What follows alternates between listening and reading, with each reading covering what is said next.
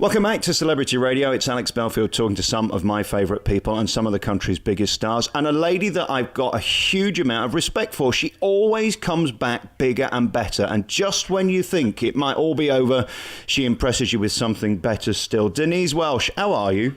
I'm all right, me darling. Thank you very much. I'm sitting in the old stomping ground on South Bank in London.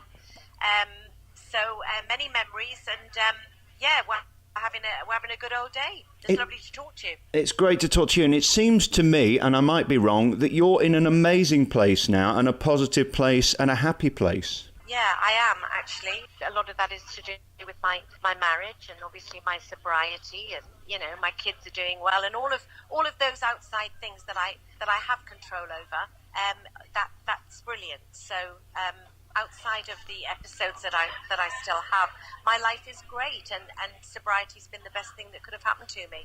Mental health fascinates me because I always wonder, I've been depressed, I've been frustrated, I've been sacked and had to fight back and all that, but I've never been able to not get out of bed. No, because it's an illness, and it's kind of like, not in a cruel way, I would like everybody in the entire world to, well, not in the entire world, but first world problems, but I would like everybody to experience clinical depression for 30 seconds and then for it to go away again and never revisit them, so that people can understand the difference.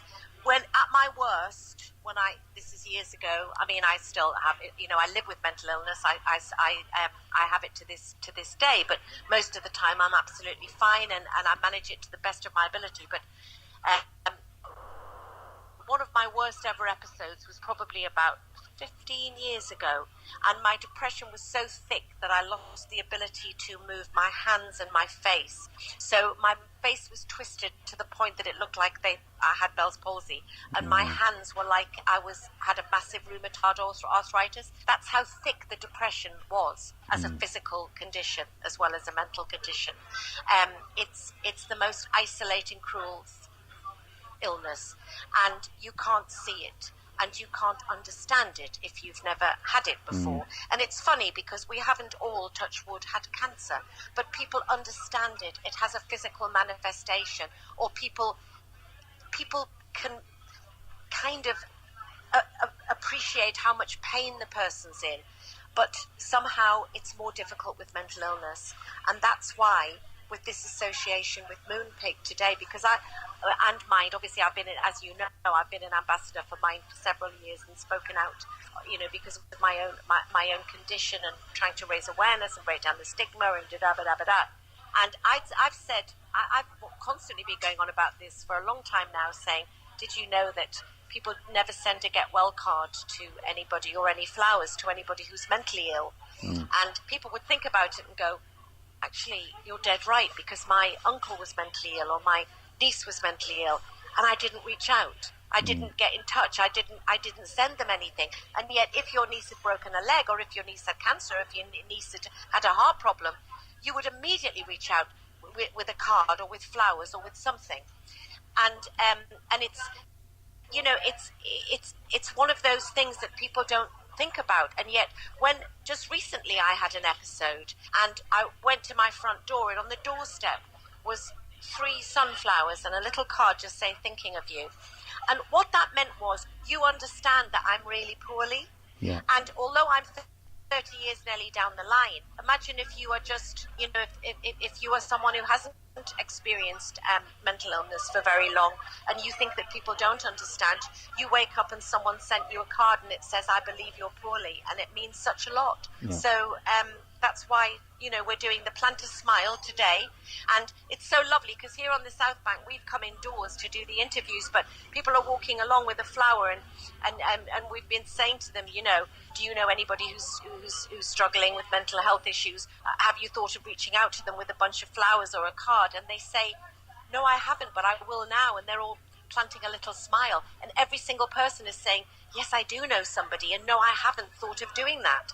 So it's just been great to be part of that today, and to try and get rid of this bloody Blue Monday malarkey, because it's kind of insulting to people who live with mental health issues all year. But like you say, I get that January is, people are fed up, course. It's grim, it's grey, it's cold. You know, people have spent all their money at Christmas. They're back at work. The summer holidays are months away. So, of course, people are going to be fed up. But that's a damn sight different to being depressed. Do you think the world's harder now? I mean, this came on for you after the birth of your son, so it's nothing to do with social media or the business. But now in a 2017 world, I see people reacting to everything, every little thing now, and you get to see it. That doesn't help. No, I think I think you're absolutely right. You know, people's illness starts for different reasons, whether it's hormonal, whether it's psychological. You know, but the thing is that when it actually comes, the feeling is the same. But how it starts, you're dead right, is completely different. And I really, really, really get very concerned about young people and young people's mental health. There is huge pressure on kids to conform and be a certain way. And you know, the other thing is cyberbullying, which I'm passionate about speaking out. When I was at school, I was very lucky that I wasn't a victim of bullying. But then it was kids in the playground, and your mum came up and, you know, and spoke to the teacher about it. And that's horrible in itself, and that is still going on. Thing is, what's happening now is people are filming those attacks. They're going viral. People are bullying, people are trolling on social media, and it's very, very hard for young people to process it. And also, they don't want to come off it because they don't feel part of society, so they won't not be part of it. And it's really, really stressful for them. And also, you know, the media have to take responsibility for these images that they're creating of this, you know, the perfect this and the perfect that. And you know, teenage girls magazines are all looks orientated, and they shouldn't be. It should be about what you can be achieving, you know, and it's upsetting. And so I can't really change that. I just have to do my little bit to get on a soapbox and raise awareness where I can. As we sit here now, could you see it coming if you were going to go into another funk and that you were going to go downhill? Yeah, completely. I mean, with me, it blindsides me. It doesn't. Mine is endogenous a lot of the time, so it's not reactive to anything. So I can be sitting talking to you now. I can be walking down the road. I can be watching television. I can be having tea with friends. I can be in the middle of filming something, and it usually starts for me with a tingling in my palms, and then wherever I am, the atmosphere will change, and it becomes almost dreamlike. And I will immediately start projecting and start worrying about the minutiae of life that I wouldn't normally worry about. And that's when I know I'm going down. Right. And what I do is, if I can, I am much, much, much, much kinder to myself than I used to be. And I know what I have to do, which is just go home, take it easy. Lincoln is brilliant, as was Tim, you know, and both completely understanding. I've been so lucky with family with regards to them understanding my illness.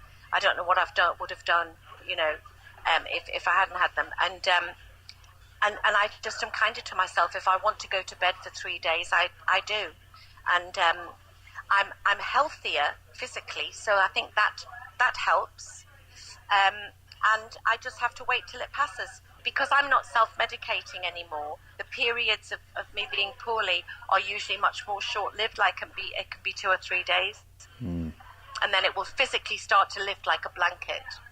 I think those around you, including myself, who really care about you and think you're great, it can become a freak show. And we see this in show business. And some people are not making it because of the media and the fact that they're photographed falling out of this place and that place. I guess for you it's been a package, hasn't it? Because the booze was a big problem. You've talked about this in your book. That getting everything in line, I suppose, makes clarity for your mental health. Because obviously if you're drunk, you're not going to know whether you're coming or going. The media portrayal of me, I mean, you know, within all the madness that was going on, I also managed to keep a marriage together for 24 years, raise 2 children, and be an award-winning actress. So there was a certain image that by being on Loose Women, I was kind of perpetuating, as it were. Yeah. But, you know, there was a lot of reasons why my life was in the public eye and other people who were living, weren't. So it was unfortunate for me. And yes, I did self-medicate, and that didn't help, and I struggled. But, you know, I'm 5 years sober this year, and it's all behind me, and you are a product of your experiences, and I wouldn't swap any of it, because I couldn't be happier and in a better place than I am now. You know, when you read your own CV, do you pinch yourself? Because to be in Coronation Street and EastEnders and Soldier and do Loose Women for 10 years, it's a remarkable career. Yeah, I mean, I've been very lucky, and it's been very, very varied, you know. I don't think luck would get you through that many gigs, though, would it? Luck will only take you so far. Yeah, I'm a good actress. And people like you, and you can't buy that. You know, I think Loose Women gave me a bit of a Marmite approach, but I think that's why it was the time for me to leave that, because I wanted people to be reminded that actually I am an actress, and you know, I love my presenting gigs. It's just that I don't feel the need to be on television for the sake of it anymore. I'm in a, you know, it's not like the script bus goes by my house every day and I can pick and choose, you know, like an A-list American star, but you know, I'm in a position whereby I don't have to take everything that's offered to me, and I love that because I like being at home. I've got a son who's doing his GCSEs. I've got a husband whose career is going brilliantly in the art world, and I want to go to LA at the end of the month with him. I want to go to Brisbane when he opens in a big exhibition in August. I want to be free to do those things, and I love being in the position to do that as well, because you know, there's often I've put things before my personal life, and now I wouldn't dream of doing that. It's too important to me. Is it thrilling when you stand there and your husband is the star or your son is the star? Because that's happened now, hasn't it? Where it's no longer Denise is the star. I love it. I love it. I love getting pushed off the red carpet in America because of Matthew or Lincoln. I'm more than happy, thank you. They can both save for my rest home, and I'm more than happy with that. Isn't it incredible? I mean, you look at what Lincoln's doing, and his stuff is remarkable. I mean, you can't buy that. That's just pure gift, isn't it? That's us, you know, battling our demons together and everything, and you know, we're just in a very good place, and that's why I want to, you know, reach out to people who aren't in a good place to say, look, I still have depression, but I'm in a really good place because I don't always have it. Yeah. And that's what I wanted when I was really, really poorly. I'm not defined by my depression, and that's why I'm here today doing what I'm doing. Do employers need to work more with mind and understand mental illness? Yes, they do. Yes, they do. I did a speech about a year ago at this big pharmaceutical company. It's actually not related to it being a pharmaceutical company, but I did a big speech because they were having a physical well-being week for their staff and a mental well-being week, and they were incredible the way they treat the mental well-being of their staff, because bearing in mind, if 1 in 4 people are suffering from a mental illness, if we don't get on top of this, it's going to be even more than that. So they had paid for them all to have the Headspace app on their phone. They had paid for they had people like me coming in to give a talk about my own experiences and then talk to people afterwards. They had a meditation area where people could take 15-20 minutes out of their working day and just go and chill out and put their Headspace app on. And those things are very, very, very important to show your staff that you care about their mental well-being.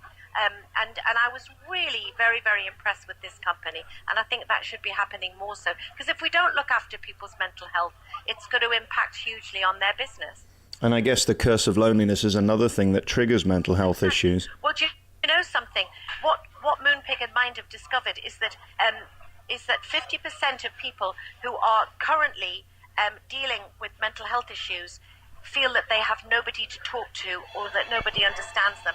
And as somebody who did have people around them, I can't imagine what that's like. And that's why we have to, in such a little way, you know, send a bouquet, give them a card and say, you may not want to talk right now, I just want you to know I love you and I care about you. And very finally, before I let you go, I saw you on Bots the other day. I know the papers love to whip up that you're going back in. Will we be seeing you back there?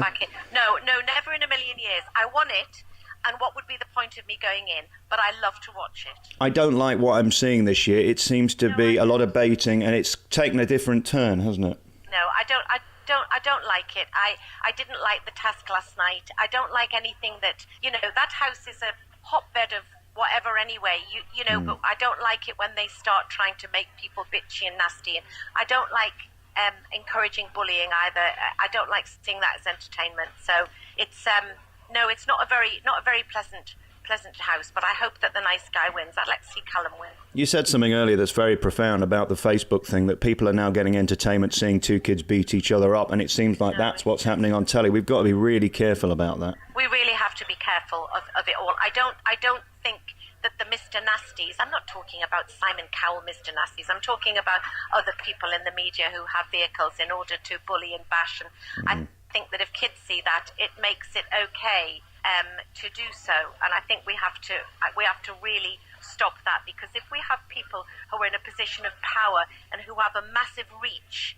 either on radio or television or in print, if we see them fat shaming and bullying, that means that it's okay to kick the ginger fat kid in the playground, and it's not. And it really, really irritates me and annoys me and upsets me. Very finally, let's just do a couple of things for you. You've got a new novel coming out. The hardback of If They Could See Me Now did well, and now it's out in paperback. And I always think I'm a paperback demographic, because that's how I buy books. I just go in and go, oh, that cover looks nice. Oh, it's her. Oh, that looks nice. I think it's taken a while for people to realise that it's a novel and not an another autobiography, which is great. And then my second novel comes out in June, The Mother's Bond, and it's set in the Northeast. It's not anything to do with me, but I have to write about what I know until I'm clever enough to not write about what I know. But at the moment I do. So it's fantastic for me to be taken seriously as a novelist. How exciting is that? Well, and I've just written the foreword for Martina Cole's book. Martina Cole has got a 25th celebration edition out of her first novel, Dangerous Lady, and she asked me to write the foreword. So I was thrilled. I get really chuffed about things like that. It's a great honour, isn't it? She could pick anyone. It is, yeah. Fantastic. Panto, December 10th, coming back to your hometown. This is going to be brilliant. They're putting a big tent. Next year. Yeah, fantastic. I know they are. A pop-up one. I haven't done one for years. And I just thought, if I'm going to do one, I'll do one in Manchester or Newcastle. And so I'm doing it in Newcastle. And also, because I like the idea of it being, it's short and it's interactive. So the minute the kids walk through the door, there's going to be something going on. So I just think it'll be really exciting. I was just at the Palladium on Tuesday. There's nothing better than them when they're done well, is it? It's just wonderful. When they're done well, absolutely. Yeah. And I want this to be a really, really traditional one. And you say next year, but it's this year, isn't it? December 10th. God, I suppose it is. Yeah. Get your tickets now. And is there any hope we'll see you back on Loose with Me? Because I loved you on that show. You know I love that anybody who's got an opinion who's willing to come back. Yeah, not right now. Yeah, I made no bones about it, a new producer came in and she had her own direction and I didn't agree with the direction, so I left, as did the others. End of story. Yeah. Hey, listen, I love you very much. Congratulations on everything. If you want to find out more, just put in Moonpig Mind into Google. It will come up with this wonderful project just to basically raise a smile across the South Bank, which is happening today. But more importantly, go to the Mind website where you can find out all the information about anything to do with mental health. If you're feeling a bit down, if you don't know why, they've got resources that will help you out there. And Denise Welch, I wish you all the best for 2017. You're one of my favourite people. Darling. Thank you so much for the chat. Alex. Bye, darling. Bye.